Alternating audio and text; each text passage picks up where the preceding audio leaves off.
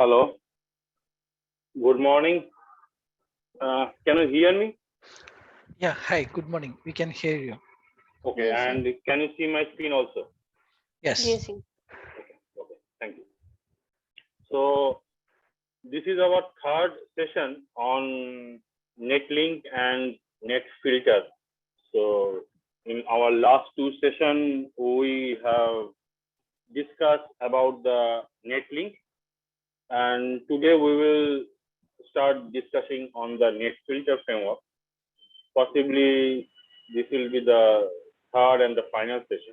But if required, we can continue to have another session. That depends on the discussion that we have today. Okay. So, so today's agenda is we will talk about NetFilter framework, how it is internally designed, and how what are the features that it will provide us, and how we can use it. There are three main parts of this NetFilter framework: chain, table, and rules. So we will discuss about that.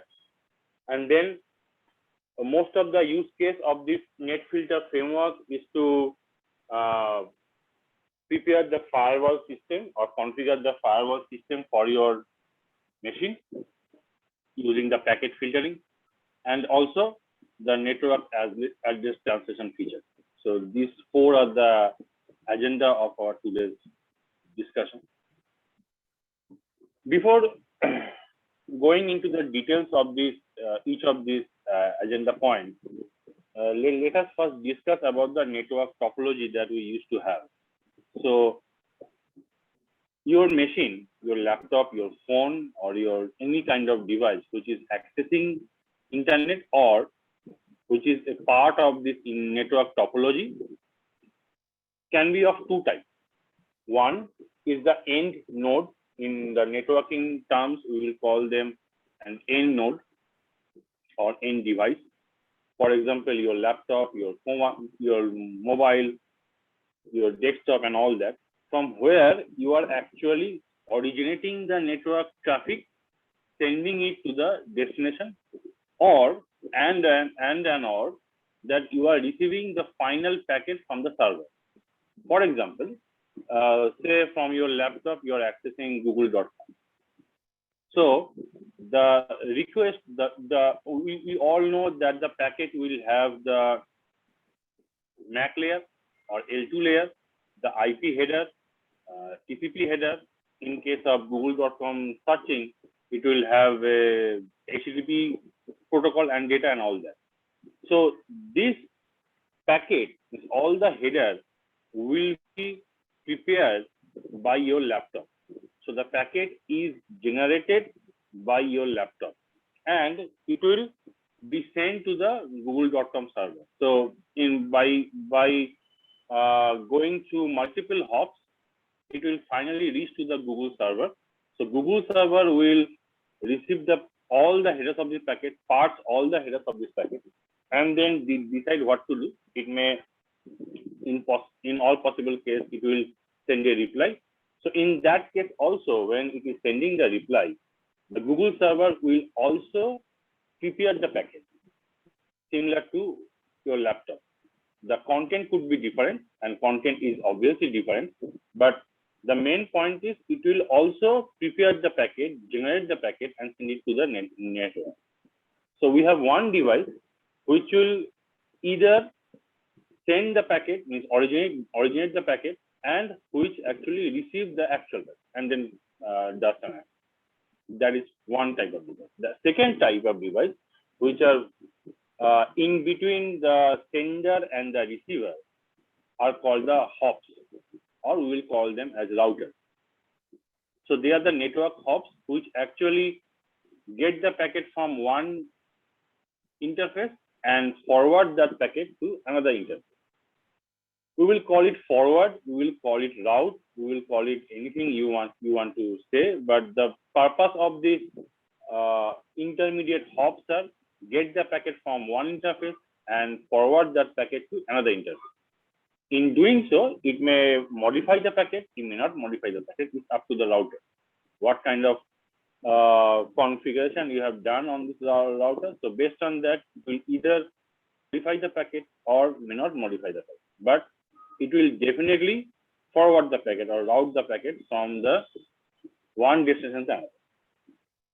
So when we are talking about NetFilter, this NetFilter framework is applicable for both the host devices or sender or receiver devices as well as for the router device. We will while we going through this today's session, we will see there are multiple chains, multiple tables, multiple rules. Some of them are not applicable for routers, and some of them are not applicable for the routers, and some of them are not applicable for the host. But the framework is available for both of them.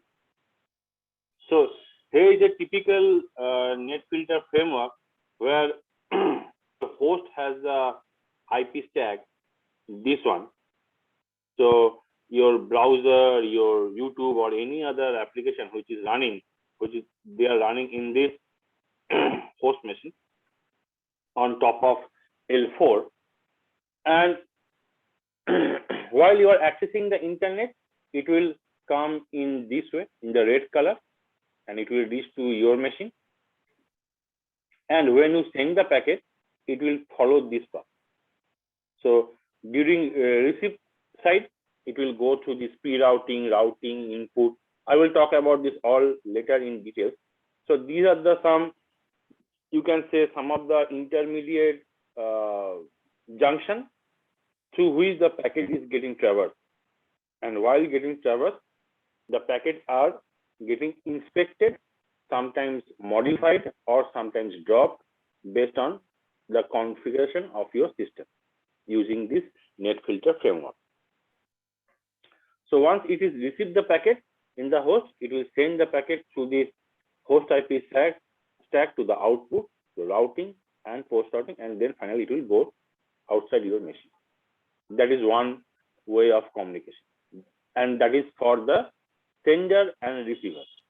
So when I was talking about that you are accessing the internet from your laptop, so that means from here the HTTP protocol will send the packet via L4, the TCP, and then it will follow this path: host IP stack, then output, then routing, then post routing, and then finally it will go to the L2 layer of your machine, and then send outside the packet, means outside your machine.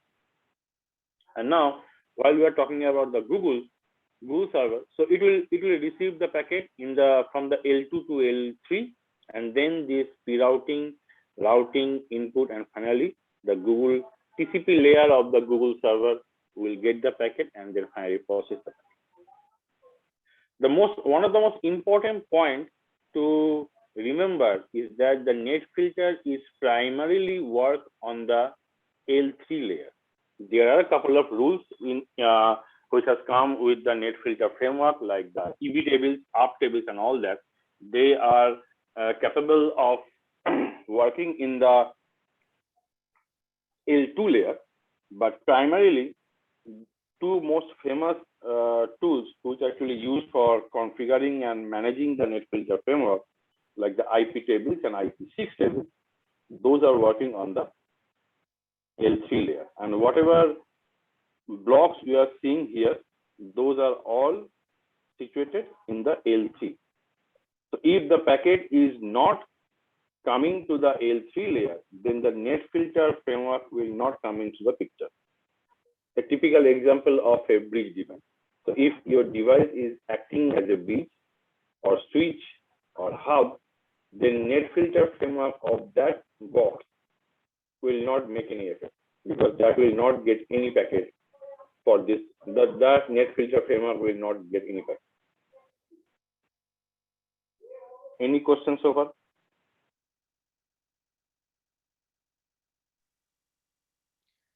I just want to ask something. Are you covering connection tracking as well? Let me see how much I can cover this today. I may not be able to cover the connection tracking today, But if that is one of the most famous part that you want to know, then yes, based on the popularity, based on the demand, we can have another session on the connection tracking also. But yes, definitely connection tracking is one of the part of this net filter framework. Yeah, actually, I read it in some books, but I have some idea, but I didn't understand it clearly. I read that for SIP Yeah, protocol. actually, this net filter framework is quite huge and one of the most widely used in Linux. Yeah. So it will be difficult to cover all the sub features of this net filter in a 2-hour session. Okay. So I do not think that I can cover it today, but if the demand is there, then we can discuss it and have another session on the connection. Okay. Okay. Well, are you covering the target modules, the firewall target modules, like reject or some other things? I do not understand that one. Yeah, there will be some kernel modules, right, for the target reject or accept, those kind of things. Yes. That we will cover. Yes. Okay. Filtering part. Yeah. The filtering part of the net filter. Yes, that is in our agenda. Okay. Okay. So then let us proceed. We will get back to this picture again whenever it is required because this is the most important picture of net filter framework. So we have to understand it very clearly. Okay. So as I said, so yes, so there are some blocks. A question in this slide from the internet, it is going to the pre-routing chain. Why not output chain? I mean, it is actually the packet is going out the exit interface, right? So why not? Why is it not going through the output chain? And I will talk about all the things. Let me first go through the chains and filters. So maybe there are some people who are not aware of at all the chains and filters. So if I discuss this now, then they will not understand anything. So please wait and please be with me. I will possibly able to answer all your questions. All right, thank you. Okay. So these are the building blocks of the net filter framework, and there you can see if you go, it is quite popular in our locality. Maybe not now, definitely, but 20 years or 25 years ago, you can see that people are put a hook in the electric line, and through which they actually get the electricity in their home without paying any bill to the government. That is quite a common phenomenon for the slum areas. Similarly, they put a hook in the cable line and then can access the TV as well without paying anything to the cable operator. This is illegal, but the concept is we call them as a hooking.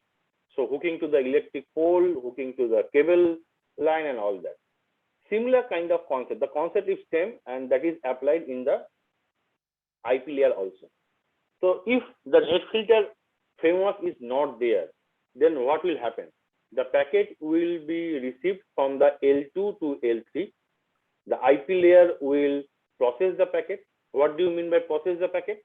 It will do some sanity checking on the IP header, like whether the header checksum are correct, whether the IP address is for me, or the current, or is there any entry in the routing system and all that.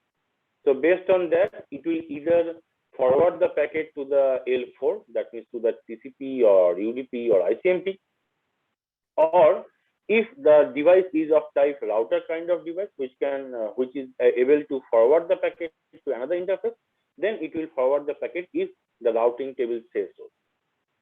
So those are the typical features of any router or any network hops. Now, through this hooking, we are asking the network stack that whenever the packet will reach to a particular hook point, we would like to process the packet. That processing involved, we can do some action. That means we can allow the packet or we can drop the packet. So the packet will, if we drop the packet, then the packet will not be processed further. So that means that will be dropped. The action could be dropped. The action could be reset. The basic difference between drop the packet and reset action is that in the drop the packet, we silently drop the packet without informing anything to the sender. For the reset kind of action, we drop the packet as well as inform the sender that the packet has been dropped, means that the connection has been reset. So we will not be. So in some cases that you can access some website and you can see some message that the connection cannot be possible. So usually, or the packet has been blocked or the site has been blocked. So those kind of features, they are sending the response back to the host that this packet has been dropped, and that is the reason for dropping the packet. So packet processing means one we call say it's filtering the packet. So we are either allowing the packet, drop the packet, or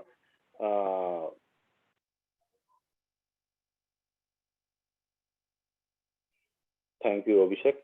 Be with me. Hopefully, we will share some information that we will prefer to have. So yes, filtering the packet, and the other thing is that we can manipulate the packet. What do you mean by manipulate the packet? We can change the packet. The IP address means the IP address of both the source as well as the destination. We can change it if it is required, and in some cases, as we can see in the later of this session, that those are very much standard feature of any router, that modifying the IP address, either the source IP address or destination IP address in a case-to-case basis. Also, you can modify the content of the packet. Now, modifying the content of the packet is mainly modifying the IP address. Do not be confused that you can modify the TCP header. Yes, you can. You can modify the TCP header, but usually here what we can say, if we say that we are modifying the packet, we are primarily saying that we are modifying the IP header of the packet, not the IP payload of the packet.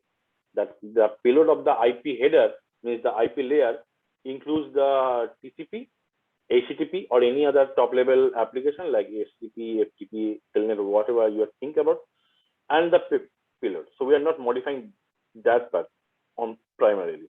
What we are doing, we are modifying the IP address. So three kind of things in the packet processing we can do.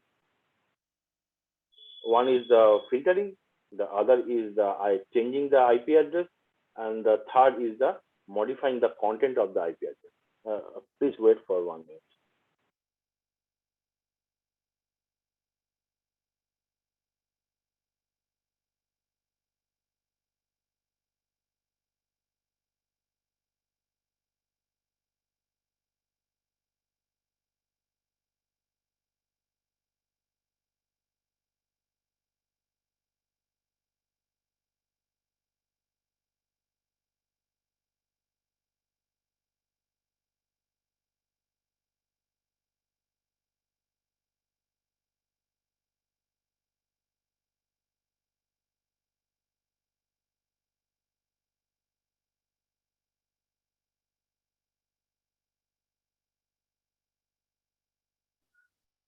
Yes, somebody raised hand. Please ask if you have any questions. Hello. Am I audible? Yes, sir. Yeah, actually somebody raised hand, so I was a little bit okay. So for that, NetFilter maintains 5 kind of hook. One is called let me go to the next slide. One is called the NF-IP pre-routing, net filter IP pre-routing. NF is short form of the net filter. So net filter IP pre-routing, IP local in, IP forward, local out, and post out. So these are the net filter hooks. Please note that there are 4 terms we will frequently use here. One is the net filter hook. The others are chain, table, and rules. So currently we are talking about the net filter hooks. So these are the points in the kernel. You can, if you go through the kernel network stack source code, you will see these 5 kind of network hooks. And also in your own kernel module, you can have your own you can register your own function in this particular hooks. So that is a very interesting or very one of the most advantage in the Linux. Then that you can have your own callback routine for that particular hook. So what does it mean? It means that by default there are some callbacks. So whenever packet will come to this pre-routing hooks, I will talk about what is this pre-routing position and all that. But let us assume that there are 5 points in the IP layer packet processing where 5 hook points are there. So whenever packet reaches any of that hook point, and if there are some callback function registered to that hook point, then those callback function will be called. And definitely you must understand that the order is very important. So you have mentioned your callback function. I have also mentioned my callback function. And on top of that, there is some default callback function. So there is a way of defining that which callback function will be called in which order. So basically the priority is there.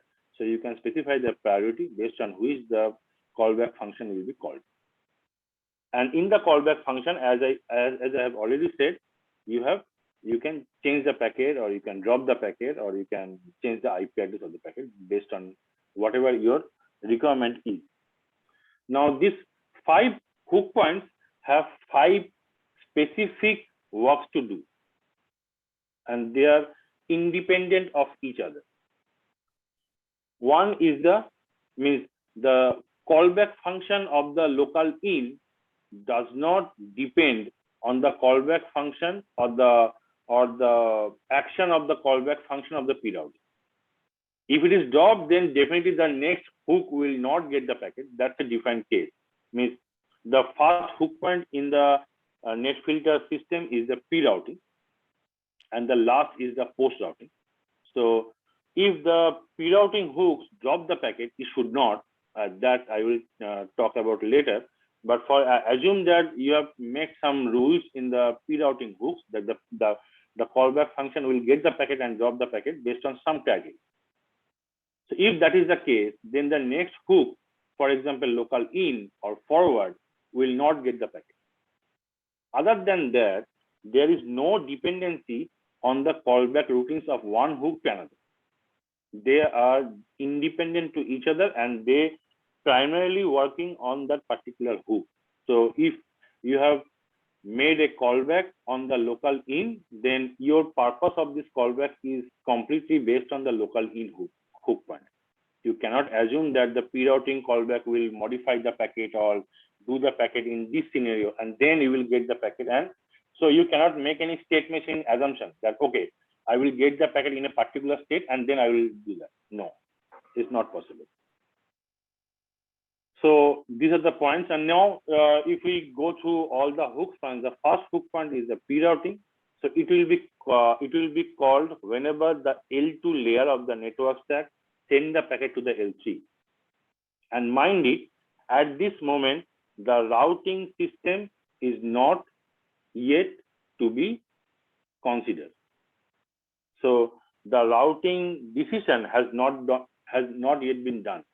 Whether the routing decision could be one of them is that the packet will be forwarded to the host, the packet, or the packet will be forwarded to the say interface 1 or interface 2. So this kind of decision has not been taken yet. So that is the pre-routing. And again, pre-routing is only for the incoming traffic. For the outgoing traffic, the packet will not go through this pre-routing hook. Similarly, the local in is for the incoming packet, not for the outgoing packet. Now, what is the difference between the pre-routing and the local in? The pre-routing hook will be called irrespective of whether the packet is sent to that particular machine or the packet is getting forwarded through that machine. But local in, if the local in hook point is getting called, that means it has been already decided that this packet will traverse to that particular host. It will not be forwarded. So that is the difference between the local in and pre-route. So based on that, you can put your callback on either the, if you want to inspect the incoming packet, so you can put your callback either in the routing or in the local in. So if you want to inspect all the packet, whether that packet is destined for your machine or is getting forwarded, I'm assuming that your machine is of a router kind of device, then you must put your callback in the pre-routing hook. But if you are only interested on those packets which are destined for your machine, then the callback, the hook point is for you is the local in. Similarly, the local out and the post routing. So post routing is getting called when the packet is getting either is sending from your machine or is getting forwarded by your machine. So again, there are two types. If the packet is destined to your machine, you get the machine. Suppose you are running an FTP server on your machine or any browser in your machine. So you are accessing the google.com. When you get the response from the google.com, it will come to the pre-routing and the local in. Now you get the packet at the application level, and then you send the packet or send another request to the Google server. So in that case, the packet will traverse to the local out and then post out. But if your device is of router type, then it may happen that in one interface, one device is connected, say device 1, and there is a second interface. Hi, Shashi Kumar, you want to say anything? You have raised your hand. No, I raised it a long back. Okay. Yeah. Okay, so if the packet is now going for getting forwarded from interface 1 to interface 2, then the packet will traverse through this pre-routing, and in the routing system it will decide, okay, the packet is not for this host, it will be forwarded. So at that point only, the forwarding hook point, the NF IP forward hook point of all the callbacks which are registered to this NF IP forward hook point will be getting called. And then again, if the packet, I'm assuming that the packet is accepted by this forwarding callback routine, then those packets will be again routing, and through the post routing, it will go to the outside of your machine, or at least go to the L2 layer. And now L2 layer, whether that will drop the packet or forward the packet, that is up to L2. But I am assuming that if the IP layer is sending the packet to the L2, then it will be forwarded to the destination. So this is all about the network hook points. If you do not have any query, we can move to the next slide. So I have a question. So there is no hooks for routing. What do you mean by hooks for routing? Can you go back to the previous slide? Yes. Yeah, here you have a pre-routing, routing. Then either if it is host. You are talking about this block and this block. Yeah, this block and this block. Yeah, or these two blocks are not the hook point. These two blocks are the module of the IP layer. These are the routing modules of the IP layer, which will decide that whether the packet will be forwarded to another interface or it will be forwarded to your machine. Okay, thank you. So there will be no corresponding hook point there. Hook points are for only pre-routing input, forward, output, and the post route. Hi, this is Maha. Just a Yes. small note. So, can Yes. I register my hooks on a per interface level, or it has to be system wide? You must, yes, you can specify the hook point on definitely on the, you can definitely register your callback to the p-routing. Now, usually this p-routing does not give you any details about the interface information. Okay, means what I mean to say is that the register callback routine or the register hook has some predefined parameters that you need to provide. Okay, and in that case, interface is not there. The packet is there. You can specify the action, but you can specify the network device also in the in or the out. The network hook or the NF hook has multiple parameters to accept. One is the protocol family. So whether you are interested for the IPv4 or IPv6, that you can specify also. Also, you must specify the hook point, whether one hook point that you have to have. Also, you can specify the input network device and the output network device. If the packet is not coming through the ETH1, then your callback will not be getting called, because you have specified in your NF hook registration system that I am interested only those packets which are coming through ETH1 interface. Sure, I'll take a look on the APIs. I mean, your voice was breaking in between. I'm not sure whether it is just for me or for everyone. Is it for everyone? Can anyone else confirm? Yeah. Yeah, it was breaking for me also. Yes, Okay. it's fine. Okay. Let me check then. Sure. You must Thank say, you must say this earlier. No, I was able to make it out what you were saying, but it was breaking in between. No, that is not a good way.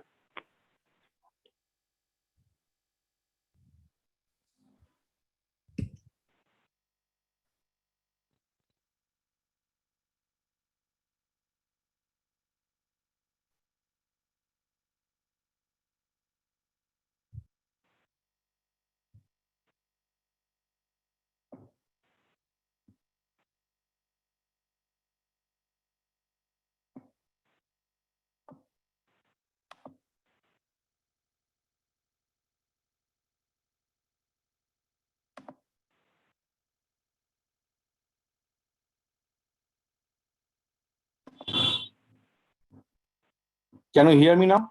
Yeah, clear. Okay. Thank you.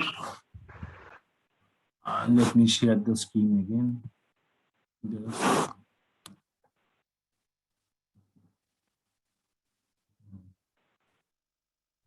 Right.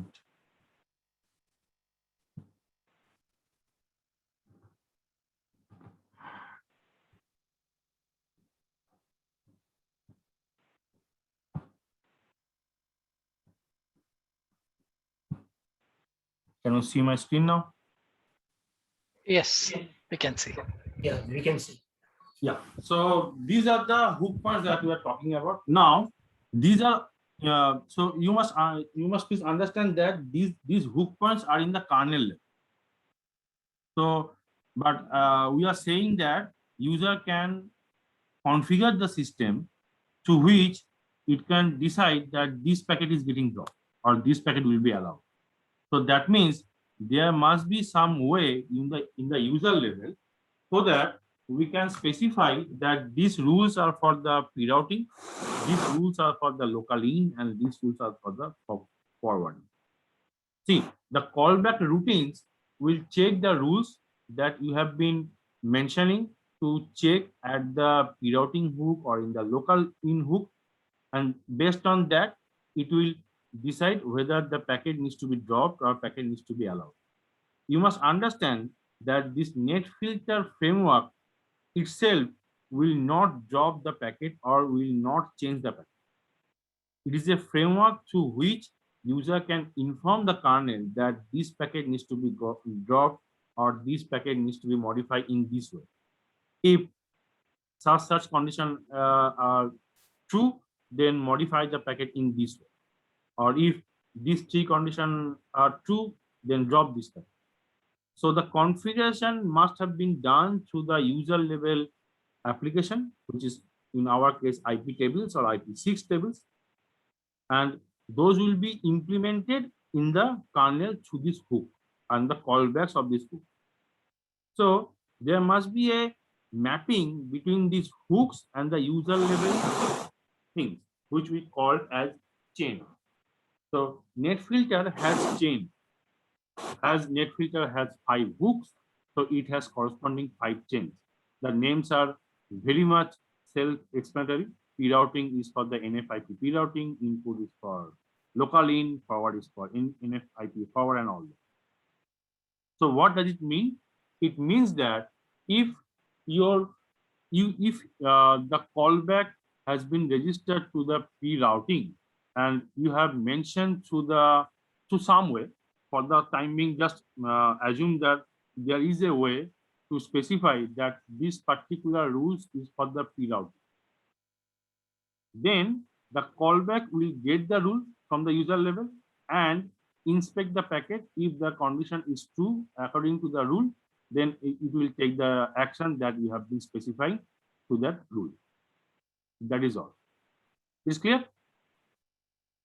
Just assume that there is a way to specify that which rule should be in which chain. So from user level, it is all about chain. In the kernel level, these are mapped directly to the hook point. So corresponding callback will be called. Now, another point to remember is that suppose there is no rules for this P-routing chain. In that case also, the callback that has been registered to the NFIP P-routing will be called. So the callback will be called irrespective of in the user level there is any rule or not, because the callback will then decide and actually that will search whether any rules is there or not, and it needs to process the packet based on that rule. If there is no rules, if it is empty, then the callback will return. And the more rules you are adding to your system, the performance will get impacted. You must, means the people after having this means going through this session, people will get excited and want to add more rules than it is required. Then what it will do, it will make an impact on the performance heavily. Something like you are installing some antivirus in your system. It is good. It is definitely good to have an antivirus in your system, but you are paying some price. What is the price? You are getting a low performance than your hardware or your operating system can offer to you, because each of the packet is getting processed by someone else. So similarly, the number of rules you are adding to the system, that means each of the packet will going through that set of rules. If those rules are not getting hit, then the packet will be traversed in your own path. In most of the cases, normal paths will not getting hit with the rules, but still it will going through those set of rules, so it has an impact on the path. So be aware of that. The next point. Now it is the table.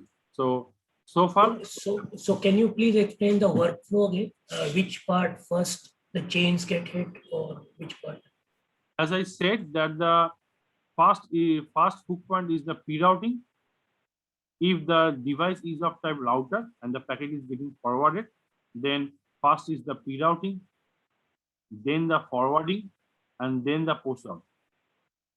Now, if the packet is destined for your machine, then the packet will go through first pre-routing, then input, then the stack. And if the packet is sending is originated by the host and going out, then the packet will traverse to the output and then post out. I'm talking only about the hook points, not about the routing engines inside the IP. And what about the chains? If The chains are similar, means there is a direct mapping between chains and the hook point. Chains are in the user level, the hook points are in the kernel level. That is all. okay, got it.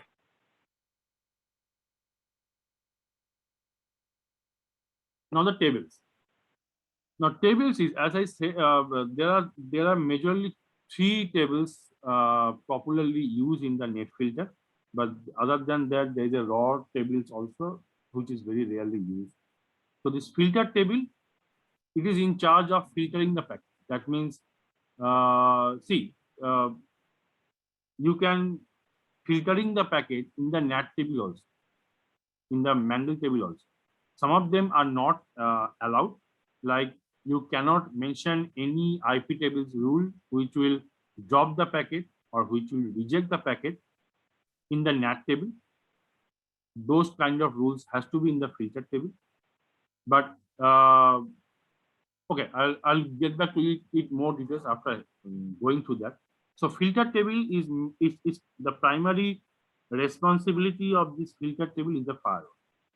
So whatever rules you are adding in your system to drop some packet or allow some packet, those are in the filter table. I have not yet mapped anything with the filter table with the chain. So it is just a breakpoint in between. I will add that chain later. So one table is a filter. The next one is the NAT table. NAT table is the primary responsibility of this NAT table is to change the IP address. It could be source IP address or it could be destination IP address. If it is changing the source IP address, then it is called as the source NAT or SNAT. On the other hand, if it is changing the destination IP address, then it is a destination NAT. And there is another table is for the Mangle, which is whose responsibility is to modify the content of the packet. Again, as I said earlier, the packet content is primarily the IP layer of the IP header. Okay, so this through filter, so user have now the tables where it can add some rules. Okay, so user cannot add any rules directly to the chain. They can add rules on the tables. Now, what is the relation between the chains and the tables? This one. So if you are adding any rules, okay, let me go to the next slide. So each table, if you add some rules in the tables, I will show you how to add rules in the tables. So if you are, say, you are, so far we have three tables: filter table, NAT table, and Mangle table. So if you want to add rules in the Mangle, in the filter table, this will be there. So in the table, you can you have to specify that table also, that okay, the filter table I want to add the rule. Now in the filter table, that table means whenever you are adding a rules in the filter table, you must then specify the chain also in that table, because adding any rules in a particular table is something like it will go through particular set of chains. What are those chains, or what is the relation between the tables and the chains? For example, in this filter table, if the filter table is for the input chain, the forward chain, and the output chain.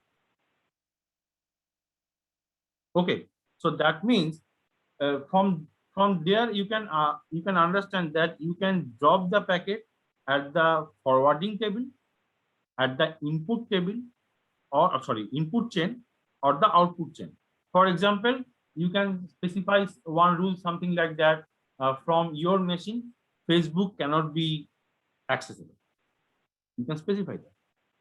So if you know the IP address of the Facebook, which is very difficult, that's a different case. But suppose Facebook.com has only one IP address and you know that, so you can drop that in the output chain, provided your device is kind of a host device, not the router.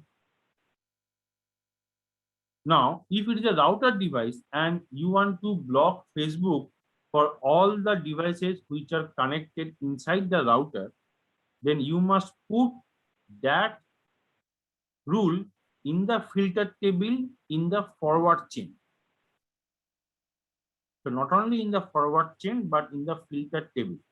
So whenever you are adding any rules, you cannot specify only the chain directly. You can specify the chain through the tables. For example, you want to modify the IP address of the outgoing packet. So if you want to do if you want to modify the IP address of the outgoing packet, then it cannot be done in the input chain or in the forward chain or in the output chain. It has to be done in the post routing chain. Now, if you want to add, so that means you want to add a rule in the post routing chain. So that means you need to add that in the netting table or in the Mangle table. You can do that in the Mangle table also, but usually it is recommended that if you are using if you are modifying the IP address, then you must specify that rule in the NAT table. So in the NAT table, now you are deciding that, okay, what kind of job it needs to be done, whether it is for the outgoing or it is for the incoming, or whether it is incoming for the all or outgoing for the all. So based on that, you can decide whether it is in the pre-routing chain or post-routing chain or output chain or input chain.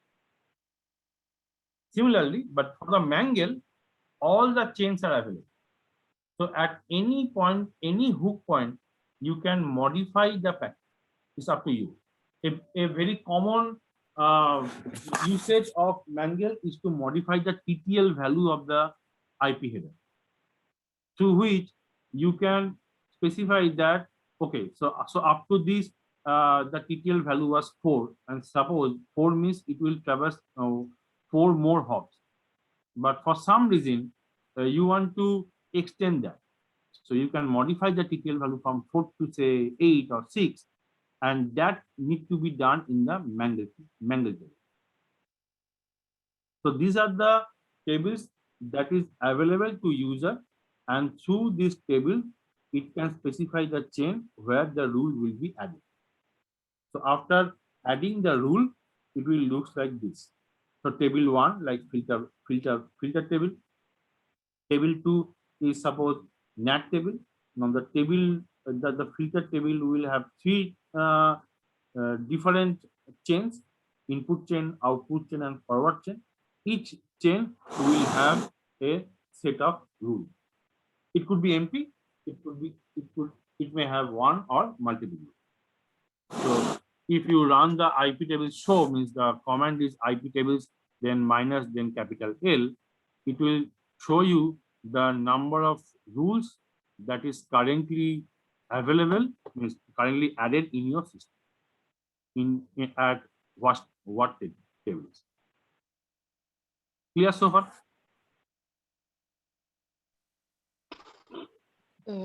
Yeah. For suppose if we are adding a rule with IP tables, and if we don't mention the table name, I think the rule will be added to the filter table by default. Yes, yes. By default, the table name is the filter table. Okay. So now let us see. Excuse me? Yes. Like there, in your previous slide, like at a particular point, there were. This one or yeah, this one only. Let's say let's say input chain. So input chain is appearing in all the three tables. So when the packet arrives, which first table would be exercised? Again, that is depend on the priority. So a rule will be sitting in the input chain of one of the table, right? Sorry.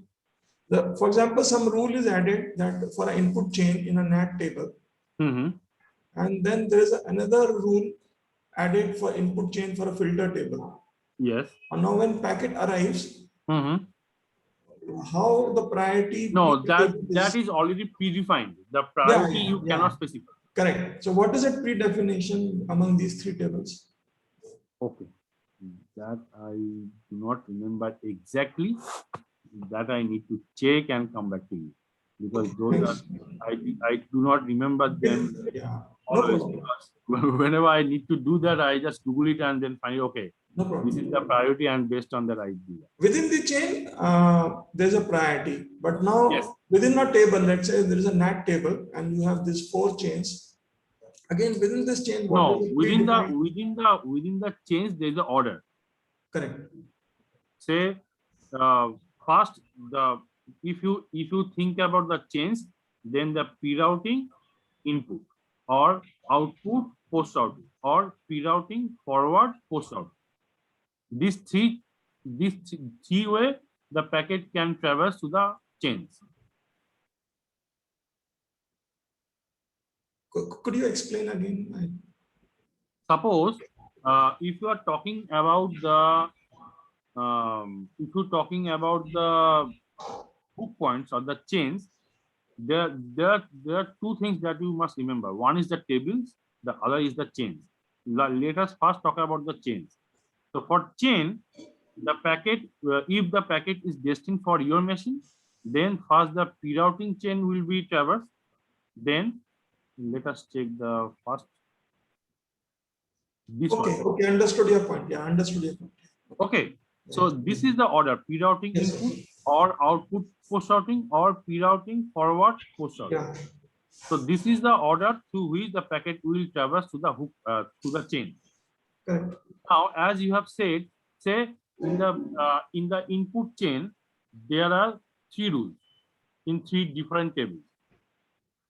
Now, whenever this hook point, the packet will reach to the input hook point, it will call, say first the ordering is something like first NAT, then Mangle, then filter. So through that order, it will traverse. Understand? So that means whenever the packet reaches to the input chain, it will first check the rules of the NAT table. Then it will check the rules of the Mangle table. Then it will check the rules of the filter table. The order could be different because I do not remember the exact order, but the order is already predefined. It has to follow that way.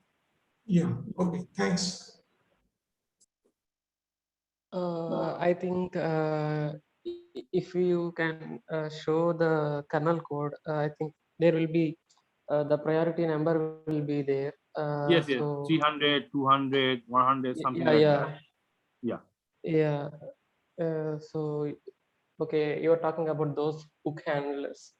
Yes. There are multiple handlers registered to the same hook for Correct, SNAT and many. Correct. Okay. But I do not remember which one has 300 and which one has the 200 and which one has the 100. Definitely we have to open the kernel code to see that. Yes. Because as these are already available, so I do not want to remember and use my brain memory, RAM. My RAM is not very much large enough. Okay. So now let us see some examples. Suppose,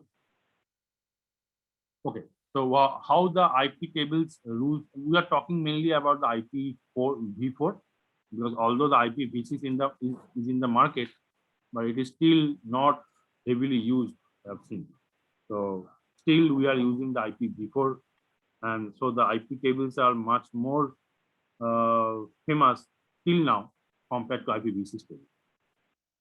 So in the IP tables, you can, as I have said, that you must mention the filter, the table name, and as someone says correctly, that if you do not mention the table name, then the table will automatically be considered as the filter table.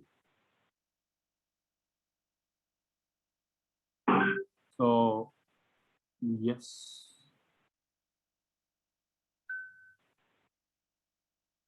Okay. So there again, after the table, you must mention the chain.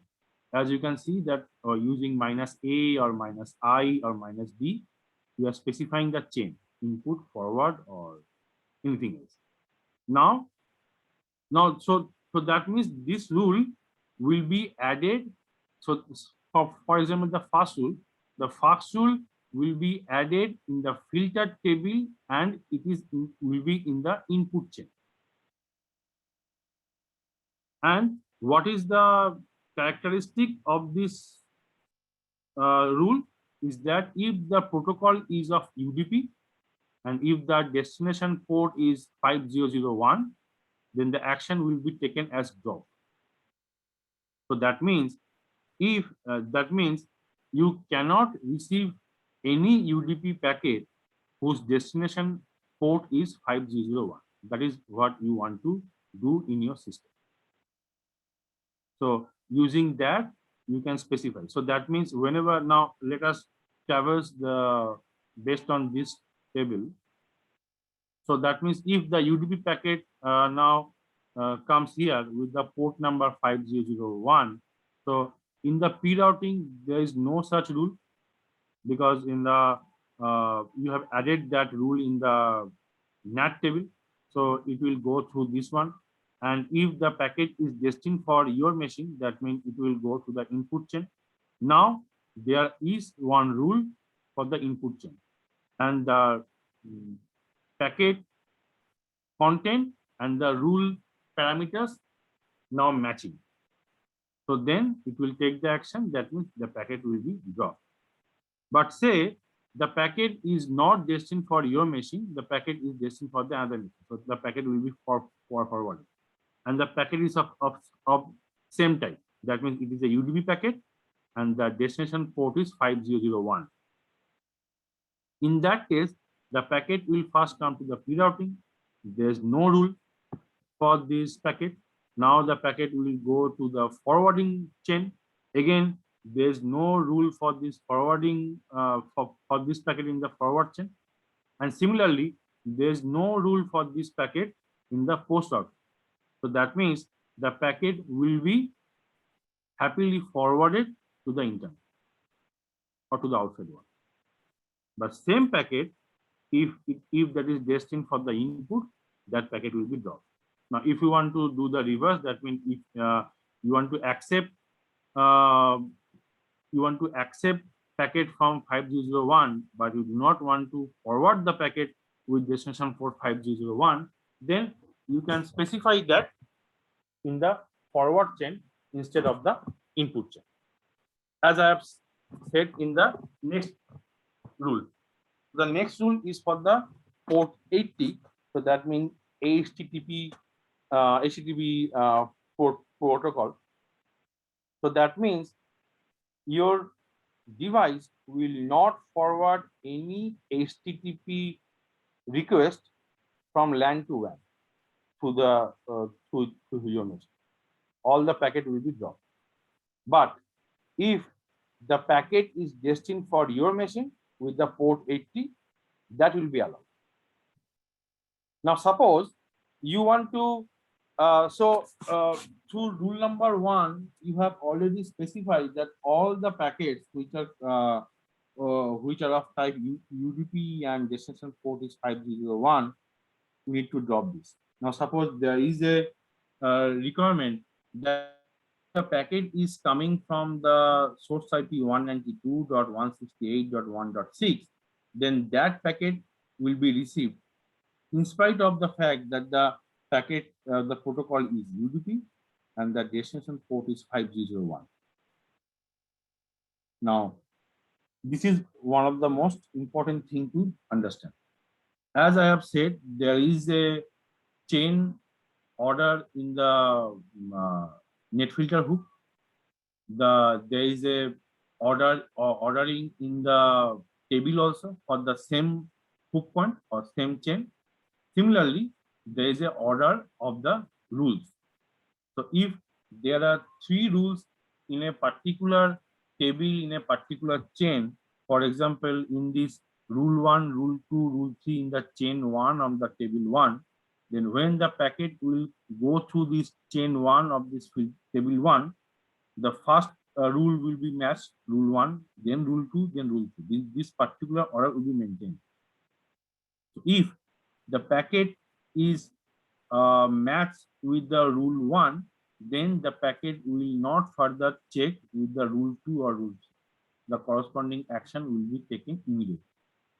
The rule 2 will only be considered when rule 1, the characteristic mentioned in the rule 1 does not match with the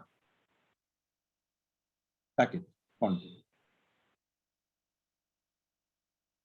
Clear it is?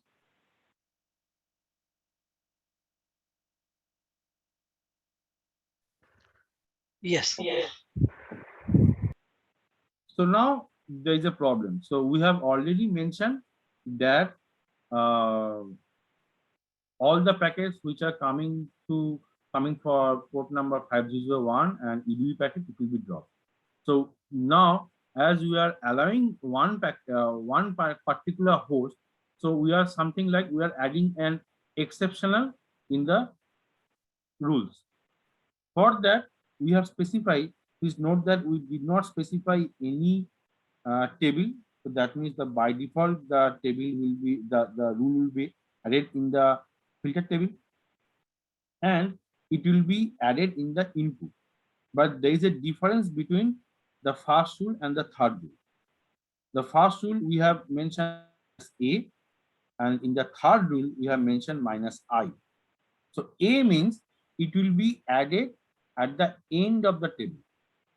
So whatever rules are already there in the input chain in the filter table, the next the current rule will be added at the bottom. On the other hand, if you specify the -I, then it will be added at the top or at the beginning. So now, if the packet is coming from say 192.168.1.5, then the first rule, so the rule will be in the IP tables, what will after these 3 will be executed. These 3 will be executed. What will be the table? The rule set of the filter 1, the filter in the input chain. The first rule will be the 192.168.1.6 accept. So this will be the first rule. This will be the second rule. Can you see my mouse pointer? Yes. Yeah. So this will be the first rule. This will be the second rule, and this will be the third rule. Now say the packet, the UDP packet with destination port 5001 is coming to your machine from say 192.168.1.5 IPM. In that case, the first rule will not be matched. The second rule will be matched, and then the packet will be dropped. But again, if the packet is coming from the source 192.168.1.6, then the first rule will be matched, so the packet will be accepted. No more further rules will be processed for that particular packet. So this is one of the interesting things that you must understand, or you must take a note. Now, these are all about adding the rules. Similarly, you need to delete the rules from the table. You can do that by just replacing the -8 with the -D or -I with the -D.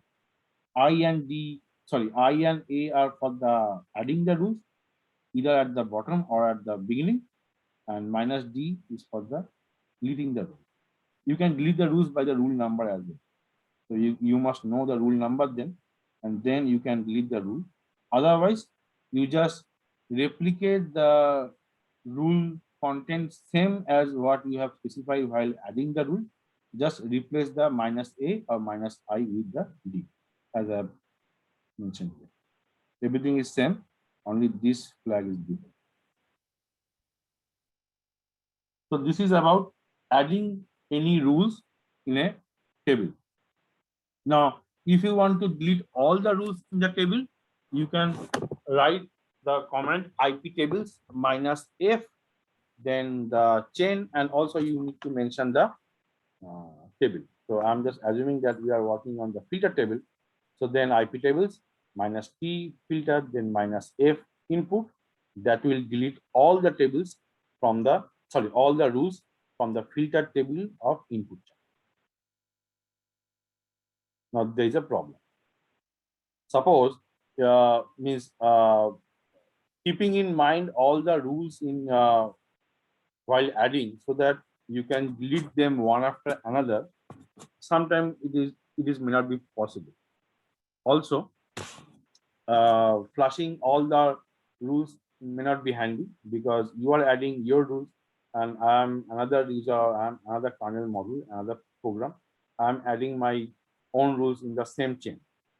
So flushing all the rules in the same chain will make an impact on the behavior of other modules or other applications.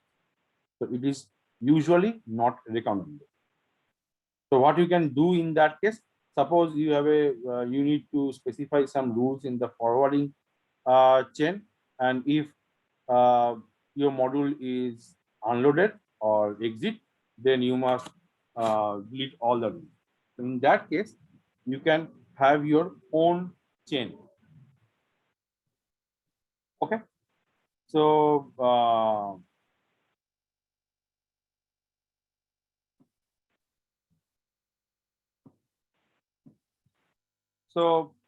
NetFilter framework allows you to have your own chain, and as I have said that the chain alone cannot do anything, so you must have relate this chain to a particular table, either the filter table or NAT table or Mangle table. Then the packet will go to your chains as well, and you have, if you specify the if you do not specify anything, then the default callback will be called.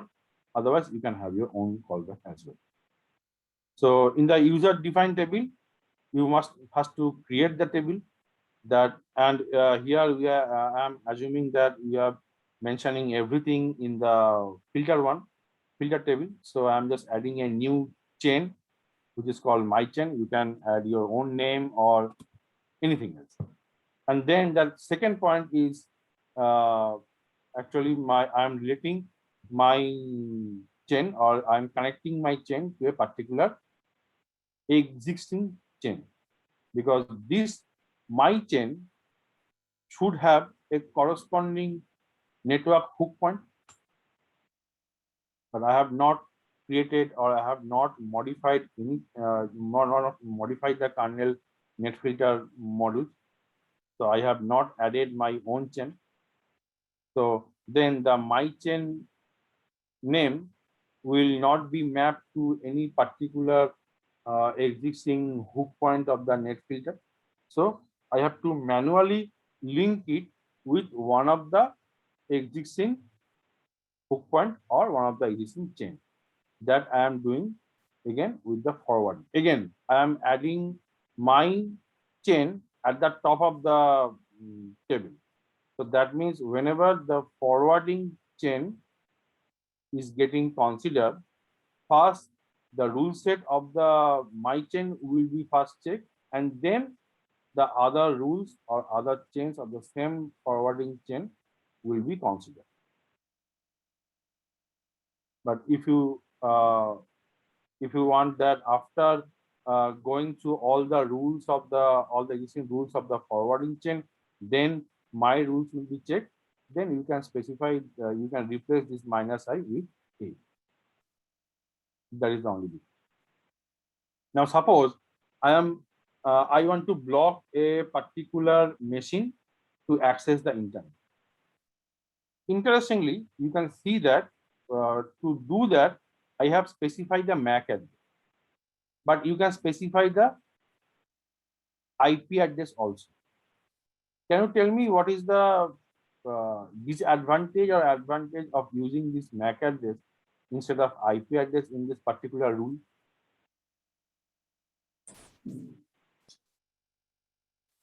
IP address can be varied based on the DHCP configuration, but MAC address will persist on a device. So that particular device we can restrict to access any, Yes. any Yes. resources. Until and unless you are an advanced user, which can clone your MAC address, or recently I have seen that Android 11 and even latest iPhone models, they are specifying the randomized MAC address, so you can make the MAC address random. So in that case, you cannot block it. Otherwise, normal PC laptop devices have fixed MAC address with your NIC card or wireless controller. So through this, it is better if you want to drop the packet, it is better to use the MAC address instead of the IP address. But if you are quite sure that the IP address will never get changed, then you can specify the IP address as well. No problem. So here what I am doing that I am blocking internet or blocking the device whose MAC address is 00AABBCCDDE to access the outside world to my router. Because my chain has been added to the forwarding. So that means this device can communicate with me, but cannot send packet or cannot forward packet or cannot receive packet on the outside world. That is what I want to achieve here to this particular rule. These are very famous parental control features. For example, you want to block the device which your kids is using to block whether that device is only for using to draw some paints and do some things where internet is not required. So for that, you can easily specify that that device is not allowed to. That is one way of doing it. Similarly, you can do that. Okay, my kids study time is from 2 to 3. It's a very odd time according to my rule. But anyway, let's assume that the study time is for 2 to 3 on weekdays, Monday to Tuesday. So at that time, he cannot access the internet. So again, I can do that. So scheduling can also be done using IPW. And here also, instead of MAC address, you can specify the IP address as well by specifying just the -s and then IP. That's all. And also, instead of the action say drop, you can specify it is as allow, so that at a particular time, say in the study time, in this pandemic situation, the online classes is now very famous.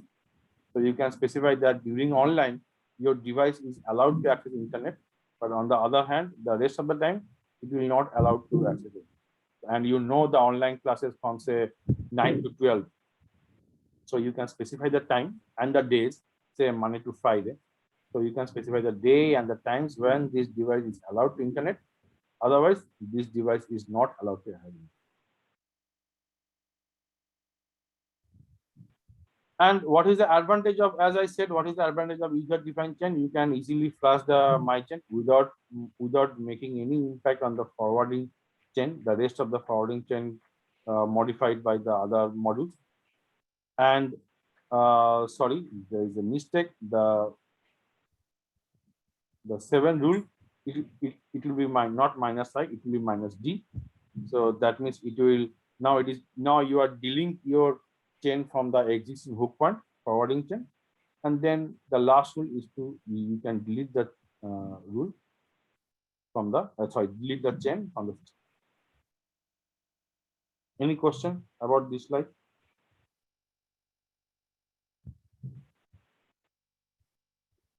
There are multiple things you can achieve too. Yes.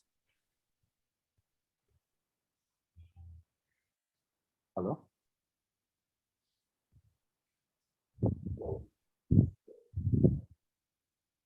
Someone was trying to say something. Yeah, we have some other option to check whether a rule is existing or not. I think it is -C. Yes, yes. There are multiple options. Means if you check the man table, man page of the IP tables, you can see tons of options available, whether the rules are available. Also, you can see how many packets are going through your table, how many are getting heated. So the statistics can also be checked through the IP tables command. Okay. Here we are adding these rules by finally invoking this IP table binary, right?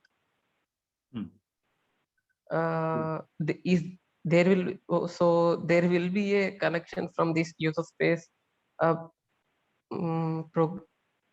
user space application to the kernel net filter. Yes. Can you say that too? Means you want to say that through IP tables, the rules are getting added in the net filter framework. Yeah. Yes, you are right.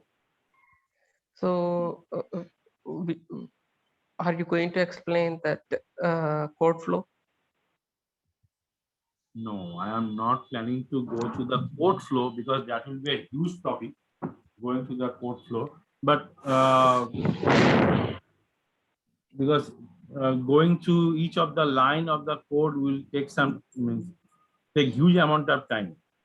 Because whenever I will show you the code, you will have multiple questions. I am not sure how much familiar you are or all the members in this session with the network. Some may have some very basic understanding, some may have very advanced understanding. So going through the code may have too many questions. I do not have any problem to answer those questions, but then others who have some knowledge about the kernel coding style, they may get bored. Yeah, actually, we can add our own hook handlers to the chain. Yes, I thought you will be covering that as well.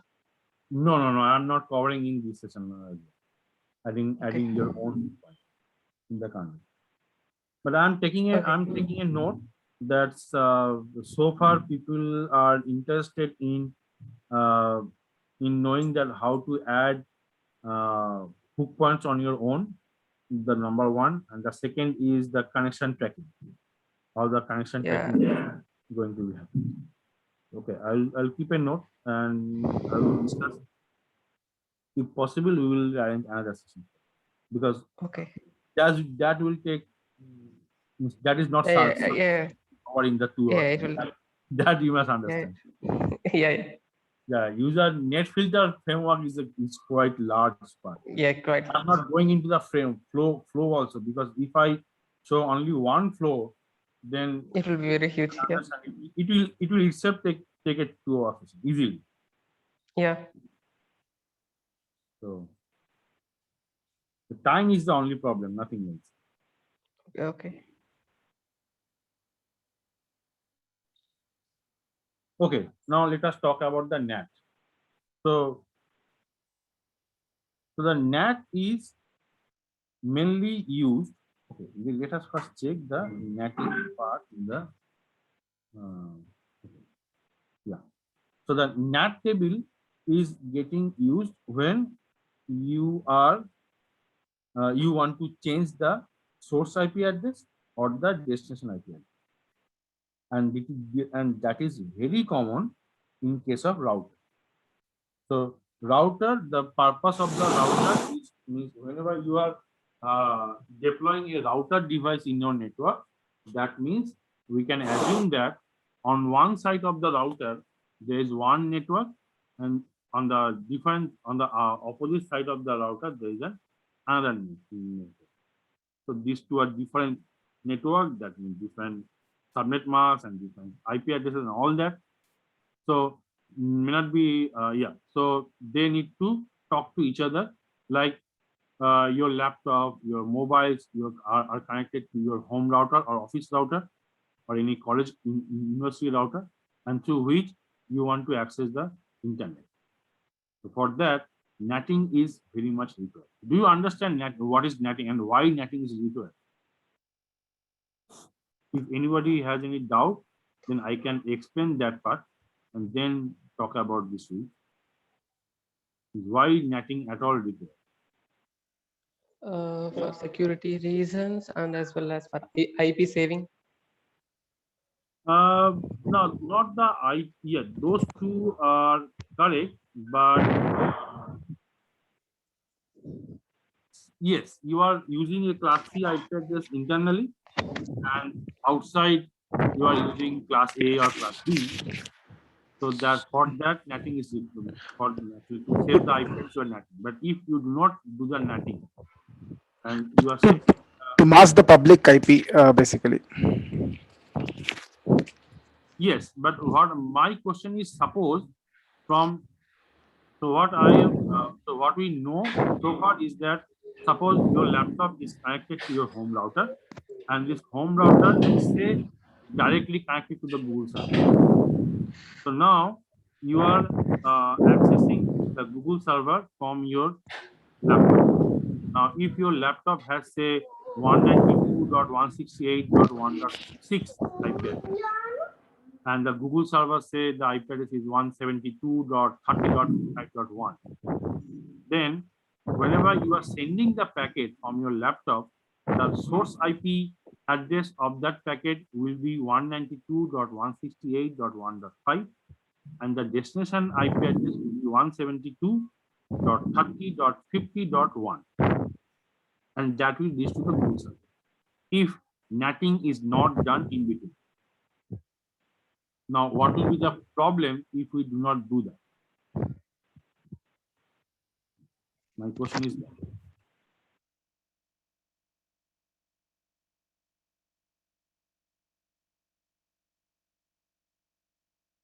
Any idea?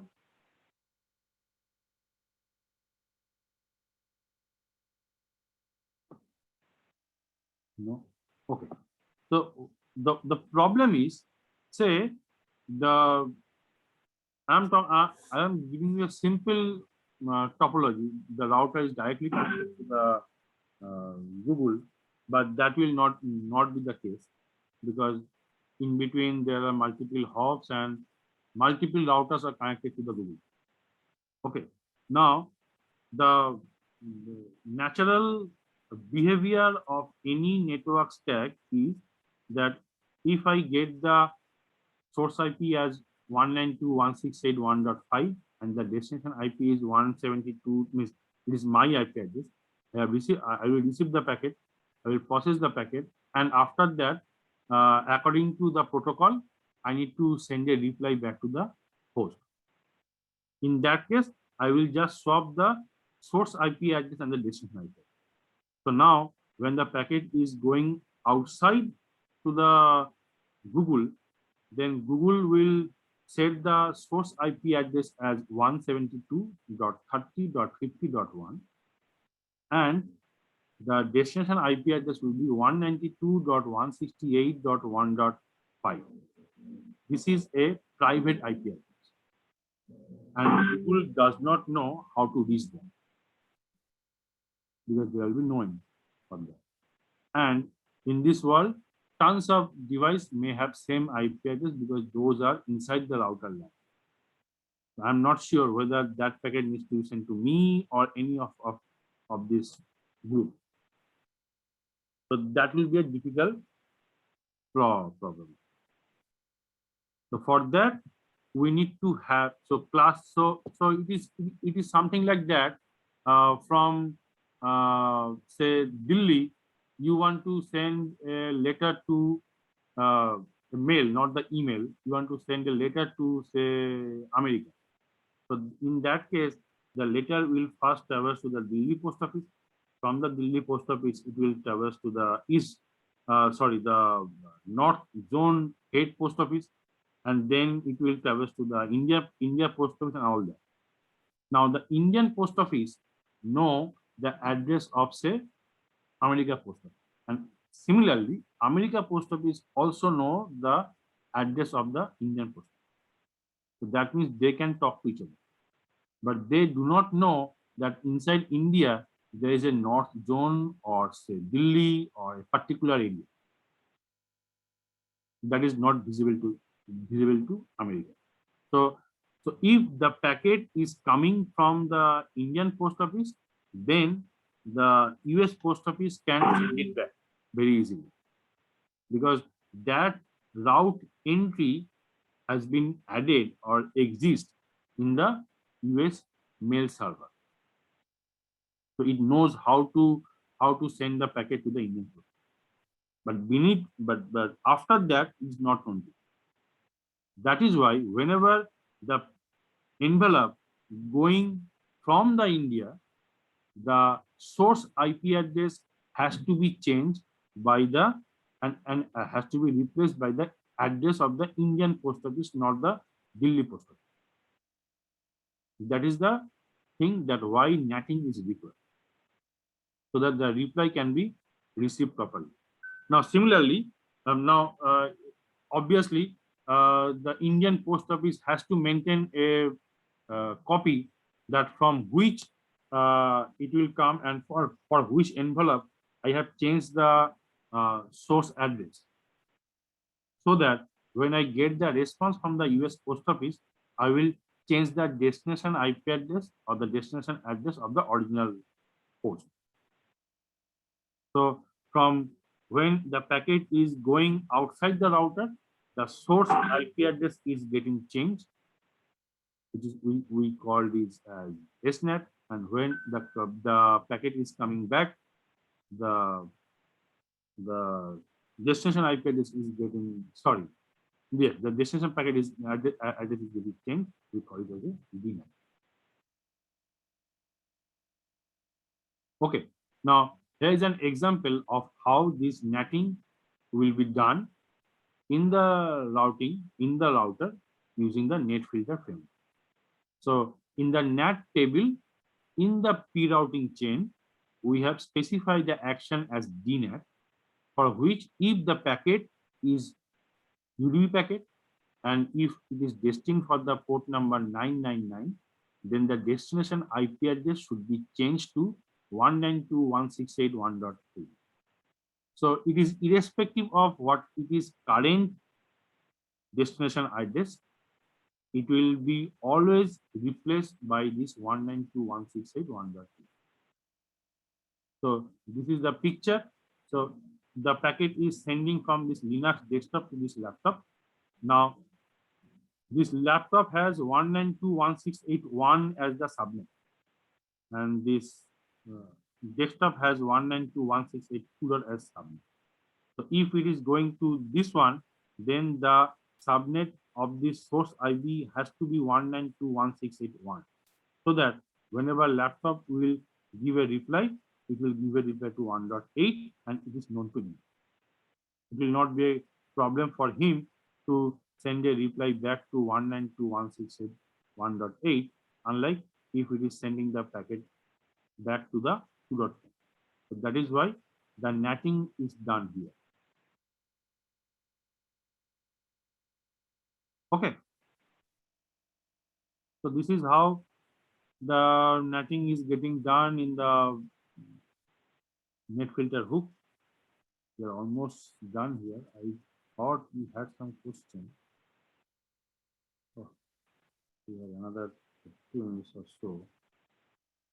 I could have include the connection technique. Anyway, do you have any question?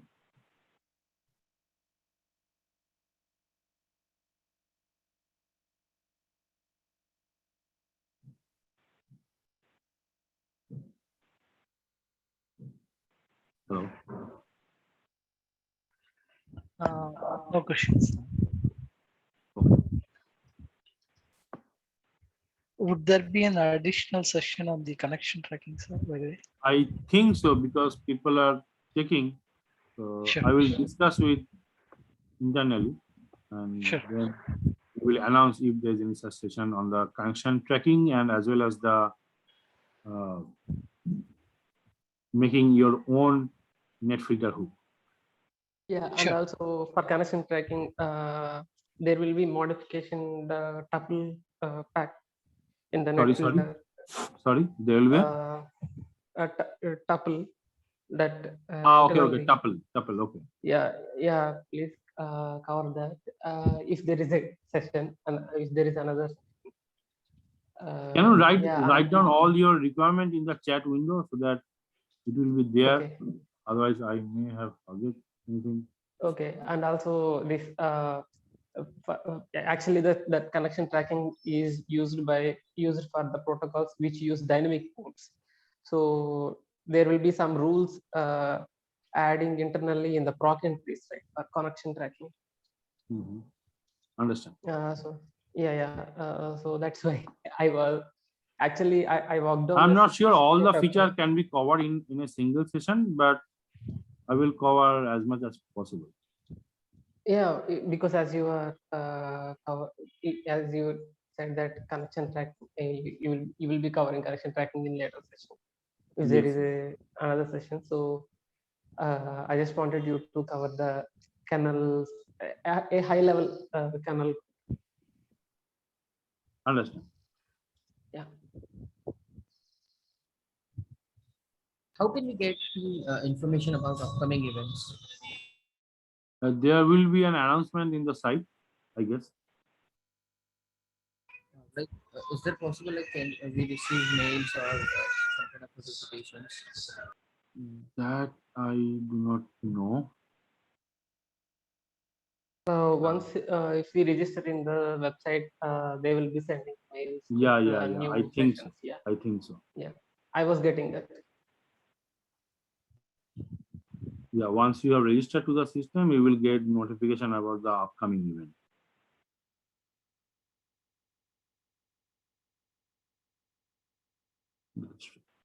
Or if you want to have any more session on other topics as well, not about the net filter, but anything kernel related, network kernel internals or any kernel internals or anything, Linux specific, you can ask that. If there is sufficient demand for that, we can arrange session for that. Yeah, I would like to suggest this the concepts which are in the Rami Rosen book. Sorry. Yeah, I have this Linux kernel networking book by Rami Rosen. Okay, and you want to have all the session on those topics. Yeah, if you can include a separate module in your course, not like this. Okay. If you include that it as a separate module in the part of course, actually your course will be having this C programming, system programming, kernel internal. Yes, we have. We have C programming, system programming. Yeah. I actually I was one of that member. I was using that. If you include this, this has a separate another module to that course would be better. Okay. Understand. Yeah.